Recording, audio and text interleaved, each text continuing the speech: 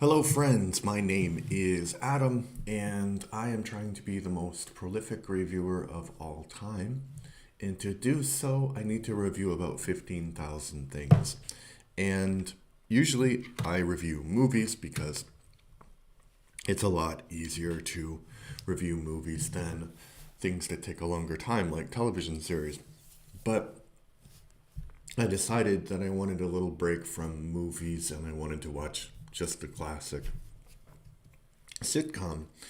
And one sitcom that I never got around to watching, although I always thought was an interesting premise, was Unbreakable Kimmy Schmidt.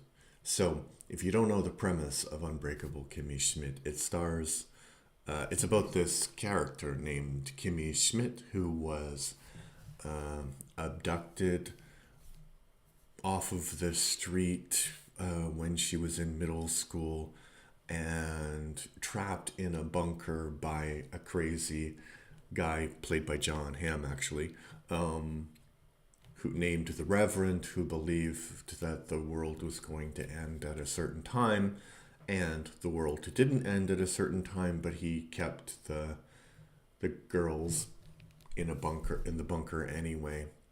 And so the actual sitcom is the consequences, the repercussions of that on Kimmy's life as she tries to succeed in New York.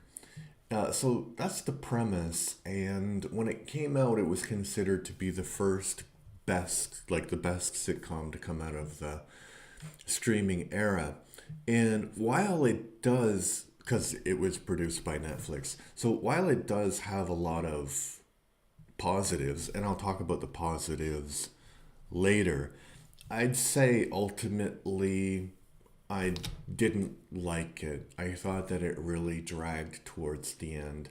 And instead of being about Kimmy's sort of adaptation and coming to terms with the world that she hasn't known for 20 years, it's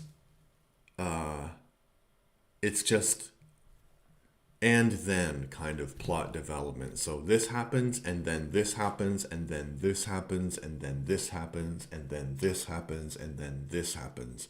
So that's the biggest problem, and it really drags towards the end, and actually it kind of ruins Kimmy's character because Kimmy has like these love interests that don't go anywhere. Dong, and then she has a student because she becomes a rower because she's really good at rowing because there was this crank machine.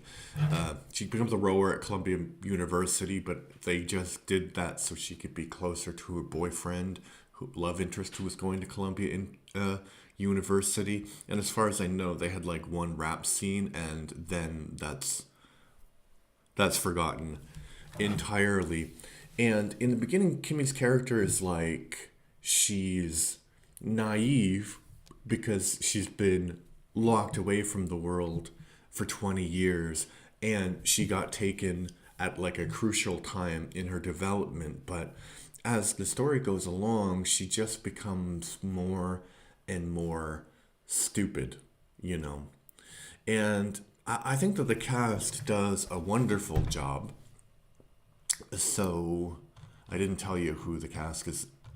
The cast is Ellie Kemper.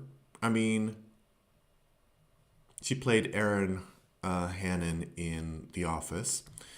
And Titus Burgess, he plays the character of Titus. More about him in a moment. Kane, she plays a landlord.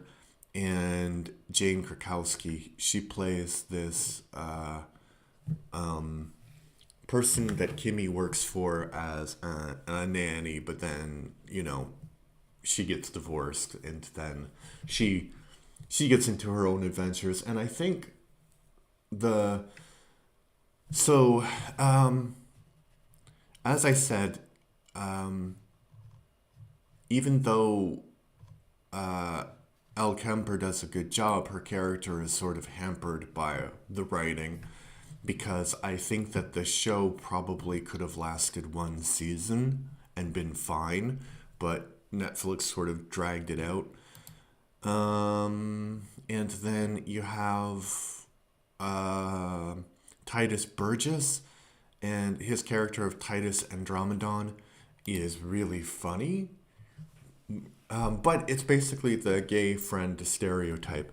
And the best part about this show is that it has really absurdist humor sometimes.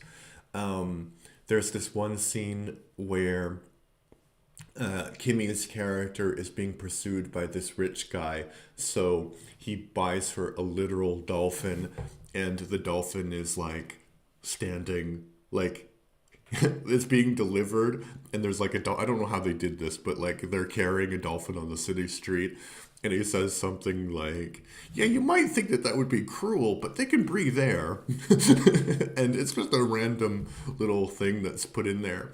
And then there's another bit where Titus basically he finds love in the second season with this Italian American construction guy, and he gets invited to Thanksgiving because his boyfriend is going to come out to his family, and there's like this Muppet of an Italian little grandma.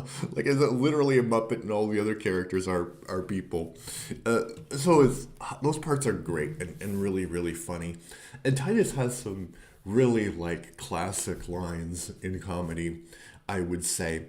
Like, I think in the first episode, Kimmy asks him to do something, and he's like, because he's basically like this bum who has a lot of talent, but he doesn't apply himself, so he lives in this horrible apartment. And so Kimmy is like, "Oh, Titus, let's go do this," and he's like, "Kimmy, I've done one thing today."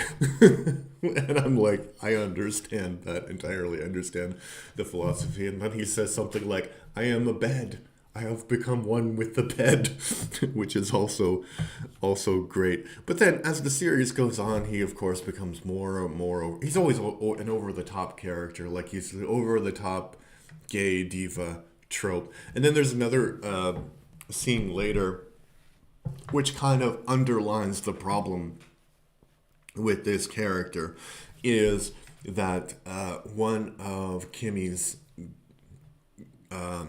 people who was in the cult and locked in the compound with her, she starts her own cult because that's the only thing that she's good for, and their FBI is trying to get her out of this situation because she's kidnapped a bunch of teenage boys, and it's not really like, they're normal, typical teenage boys, and she's going crazy. But they send in like an FBI agent who is like the gay best friend character stereotype. So they're literally like parodying the whole trope that this show is kind of using in Titus. And I think Titus is fun because Titus Burgess plays him in a great way.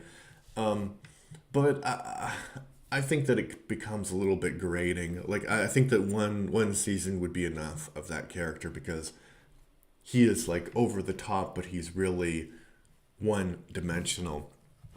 I think another funny part about this is of the show is Jane Krakowski's character, and she plays a woman named Jacqueline White. And basically, Jacqueline grew up.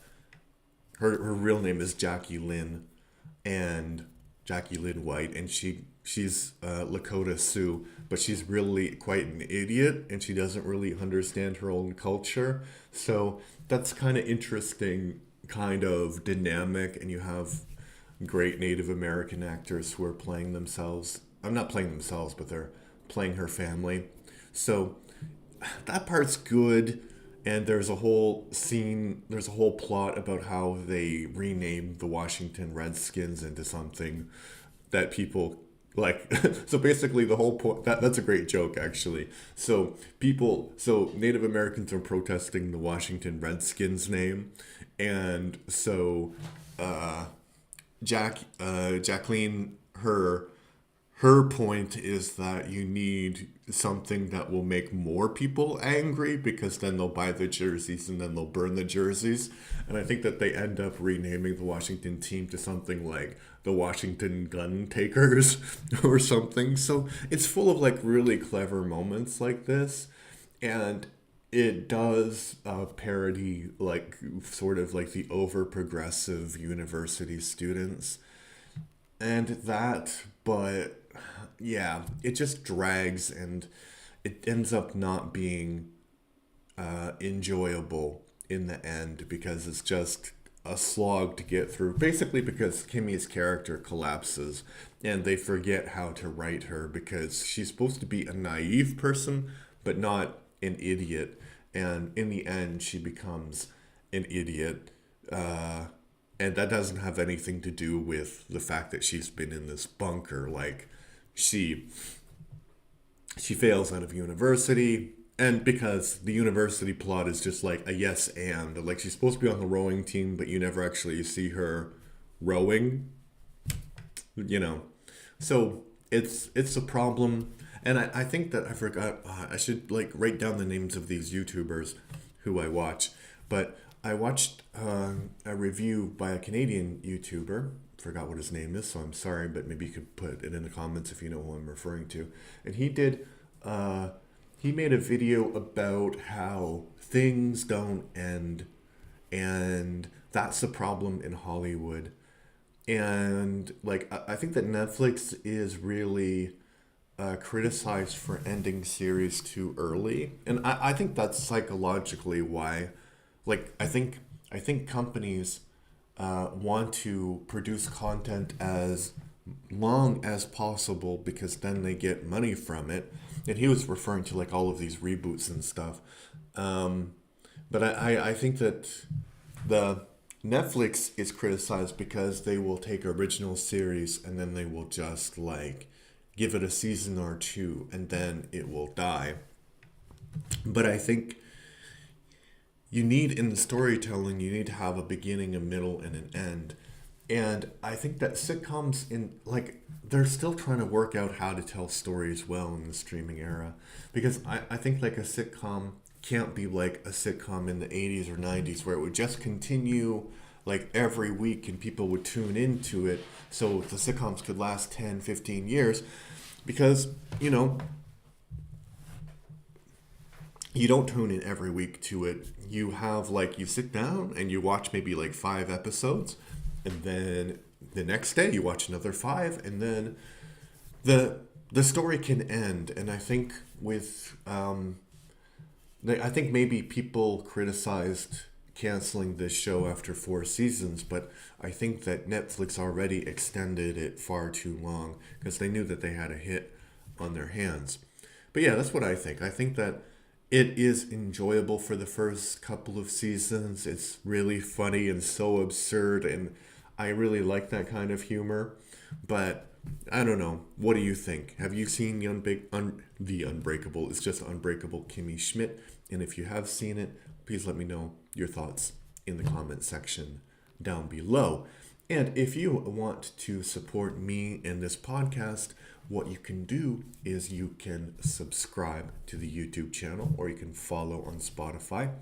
I'm trying to get to 500 subscribers by the end of March, and I believe last time I checked I had 431 subscribers. So it's completely possible. So thank you everybody for your support, and yeah, thanks. Bye-bye.